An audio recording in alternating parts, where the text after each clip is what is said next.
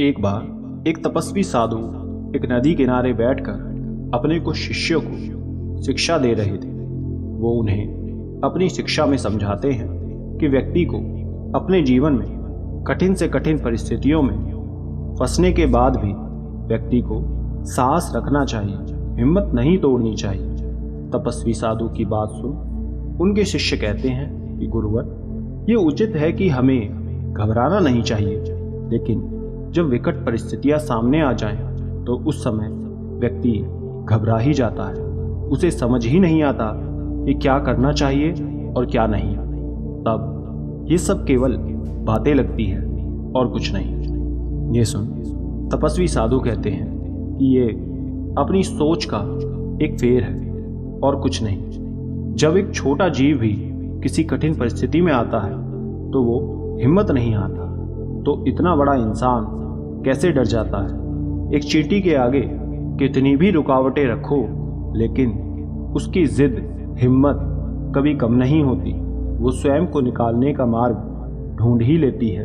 तो ये एक व्यक्ति क्यों नहीं करता? यदि व्यक्ति प्रयास करे तो सब कुछ हो सकता है, लेकिन जब आप स्वयं ही हार मान लेंगे तो कैसे उस समस्या से बाहर आएंगे? ये सुन शिष्य पूछता है कि क्या एक जीव भी स्वयं की रक्षा करता है? ये सुन तपस्वी साधु कहते हैं कि जब बात स्वयं पर, स्वयं के प्राण व जीवन पर आ जाए तो हर कोई साहसी बन जाता है।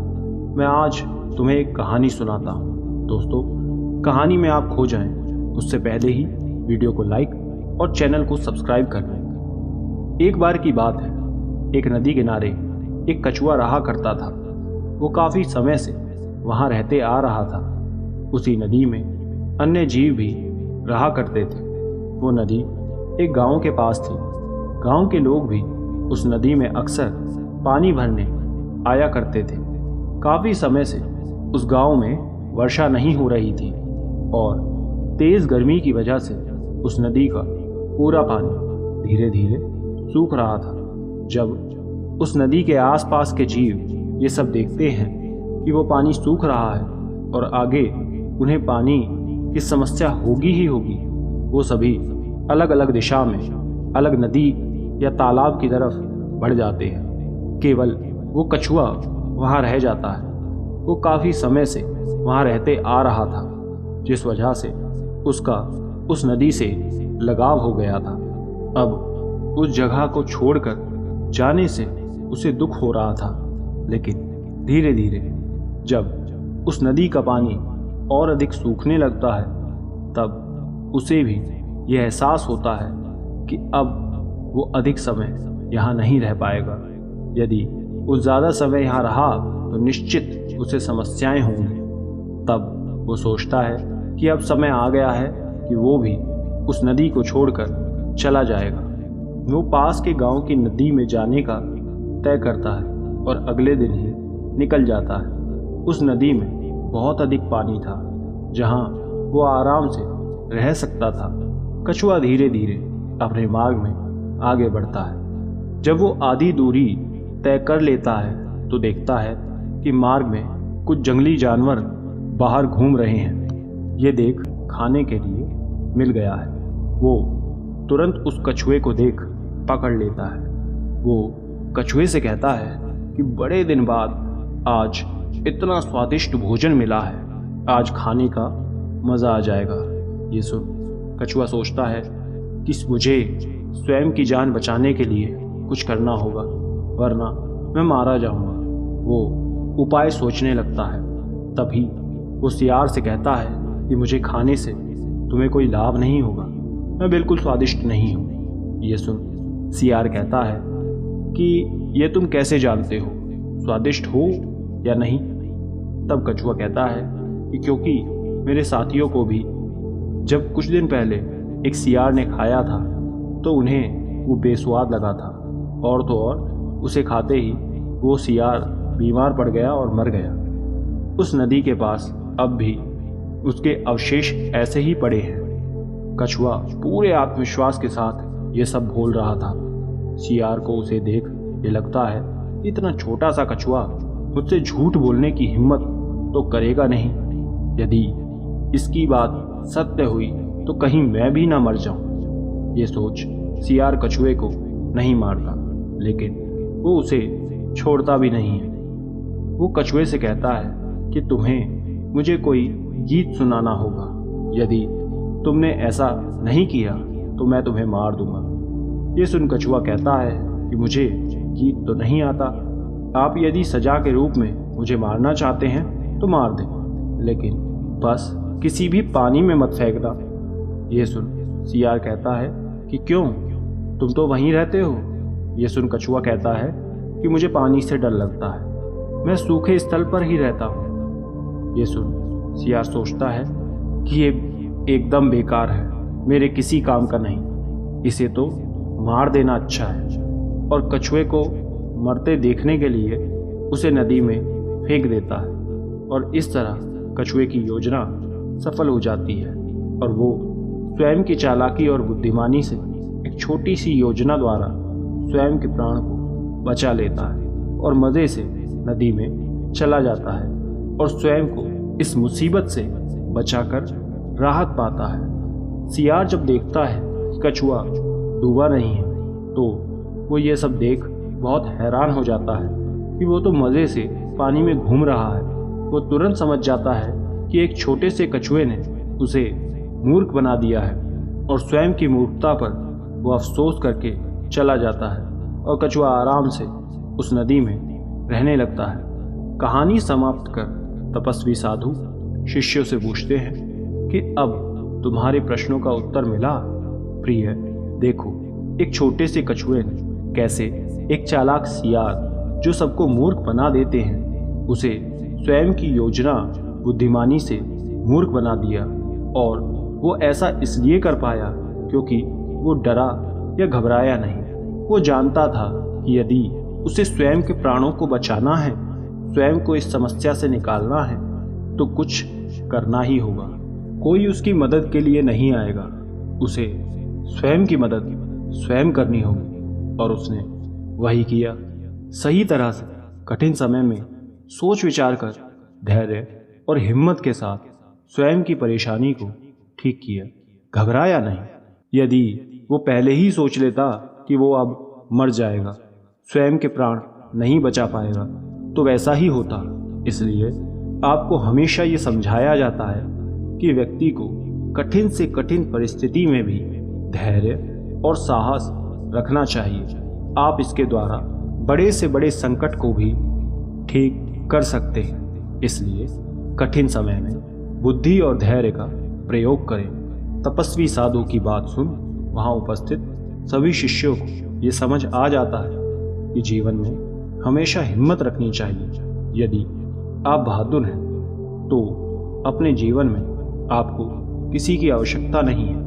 अतः इस कहानी से यही सीख मिलती है कि जीवन में हमेशा धैर्य और साहस रखना ही चाहिए। ये आपको जीवन में हर विकट परिस्थिति में हिम्मत देता है कि आप स्वयं को उस समस्या से बाहर निकाल सकें। दूर एक स्थान पर बहुत पुराना गुरुकुल था, जहां गुरु और उनके शिष्य वर्षों से शिक्षा के लिए आया करते थे। गुरु अपने सभी शिष्यों को शिक्षा के साथ साथ उन्हें जीवन में सही तरह से रहना, उसके आचरण को भी सही तरह से रखने की शिक्षा देते थे। एक बार गुरुजी ने अपने सभी शिष्यों को गुरुकुल का कुछ कार्य बता रखा था। कार्य मिलने के बाद सभी शिष्यों ने शुरुआत में तो सब सही तरह से मन लगाकर उस कार्य को किया, लेकिन जैसे जैसे कुछ दिन बीते वो सभी अपने कार्य में आलस करने लगे। वो अब कोई भी काम एक दूसरे को दे देते या उससे बचकर निकलने की कोशिश करते। जब गुरुजी ने ये सारा दृश्य देखा और पाया कि उनके शिष्य अब आलस करने लगे हैं, तब उन्होंने उन्हें समझाने हेतु एक उपाय सोचा। वो अगले दिन सुबह सुबह सभी शिष्यों को एक नदी किनारे भ्रमण करने ले जाते हैं। वहाँ के शांत माहौल में ही बैठकर सभी शिष्यों को उपदेश देने लगते हैं। वो सभी को कहते हैं कि आज मैं आपको एक कहानी सुनाता हूँ। शिष्य बहुत ही खुशी से कहानी सुनने बैठ जाते हैं कि आज उन्हें कुछ अलग सुनने को मिलेगा। दोस्तों, कहानी में आप लोग खो जाएं उससे पूर्व ही वीडियो को लाइक और चैनल को सब्सक्राइब कर लें। बहुत समय पहले की बात है। एक गांव के तालाब में बहुत सारी मछलियां रहा करती थी। वो सभी दो झुंड में रहा करती थी। उन दोनों ही झुंड की मछलियों का स्वभाव बिल्कुल अलग था। पहली मछली का झुंड सक्रिय था और दूसरी झुंड की मछलियां आलसी और मंदबुद्धि थी। वहीं पास के गांव में मछुआरे भी रहा करते थे। उन्हें जहां मछलियां मिलती वो उसे वहीं से ले आते और बाजार में बेच दिया करते। एक बार वो उस गांव के तालाब से होते हुए गुजर रहे थे। तभी एक मछुआरे की नज़र उस तालाब की मछलियों पर पड़ती है। उन्हें देख वो खुश हो जाता है कि उनके गांव में ही इतनी सारी मछलियां हैं। वो व्यर्थ ही बाहर ढूंढने जाते हैं। वो गांव में जाकर तुरंत ये बात सभी मछुआरों को बता देते हैं कि पास के ही तालाब में खूब सारी मछलियां हैं। वो सभी जब वहां जाकर देखते हैं तो उन्हें खूब सारी मछलियां दिखती हैं। तब वो तय करते हैं कि वो इस तालाब से सारी मछलियां कल आकर ले जाएंगे। वो आपस में चर्चा करके लौट जाते हैं। ये सारी बात तालाब की मछलियां भी सुन रही थी। वो सब आपस में ये बात करते हैं कि उनके ऊपर बड़ी समस्या आ गई है। उन्हें कुछ करना होगा। अब उन्हें ही स्वयं की अपने प्राणों की रक्षा करनी होगी, क्योंकि अब वो कहीं दूसरे तालाब पर भी नहीं जा सकते थे।